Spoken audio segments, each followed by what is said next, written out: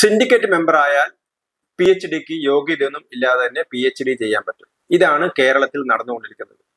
നേരത്തെ കേരള സർവകലാശാലയിലെ സിൻഡിക്കേറ്റ് അംഗങ്ങളെ കുറിച്ച് ഗാന്ധിജി യൂണിവേഴ്സിറ്റി മുൻ വൈസ് ചാൻസലറും ഇടതുപക്ഷ സഹയാത്രികരും കേരളത്തിലെ ഉന്നത വിദ്യാഭ്യാസ കൗൺസിലിന്റെ വൈസ് ചെയർമാനുമായ ഡോക്ടർ രാജൻ ഗുരുക്കൾ അദ്ദേഹം പറഞ്ഞത്, കേരള സർവകലാശാലയിലെ സിൻഡിക്കേറ്റ് അംഗങ്ങൾ ഒരു മന്ത്രിസഭാ അംഗങ്ങളെ പോലെയാണ് പെരുമാറുന്നത് എന്നാണ് പറഞ്ഞിരുന്നത്.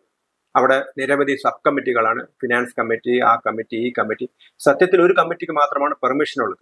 അങ്ങനെ നിരവധി കമ്മിറ്റികൾ ഉണ്ടാക്കി ഇവര് സ്വന്തം വാഹനങ്ങൾ ഇങ്ങനെ മന്ത്രിമാരായി നടക്കുകയാണ്. അഴിമതിയൊക്കെ നടത്തി മന്ത്രിമാരായി നടക്കുന്ന കാഴ്ചയാണ് നാം കണ്ടിട്ടുള്ളത്. ഇപ്പോൾ ഇതാ മറ്റൊരു സിൻഡിക്കേറ്റ് അംഗത്തിന്റെ കാര്യം പുറത്തു വന്നിരിക്കുകയാണ്. കേരളത്തിലെ എഞ്ചിനീയറിംഗ് കോളേജുകളുടെയൊക്കെ സർവകലാശാലയായ APJ അബ്ദുൽ കലാം സാങ്കേതിക സർവകലാശാലയിൽ തൃശൂർ ഗവൺമെന്റ് എഞ്ചിനീയറിംഗ് കോളേജിൽ PhDക്ക് ജോയിൻ ചെയ്ത SFI നേതാവ് ആഷിഖ് ഇബ്രാഹിം കുട്ടി. ഈ ആഷിഖ് ഇബ്രാഹിം അദ്ദേഹം MTech പാസ്സാവാതെ, അദ്ദേഹത്തിന് MTech 1ാം സെമസ്റ്റർ പരീക്ഷയിൽ അദ്ദേഹം തോറ്റതാണ്. അങ്ങനെ MTech പാസ്സാവാതെ ആൾക്കാണ് PhD പ്രവേശനം നൽകിയിരിക്കുന്നത് എന്നുള്ളതാണ്. അപ്പം സിൻഡിക്കേറ്റ് മെമ്പറാണ് ഇയാൾ.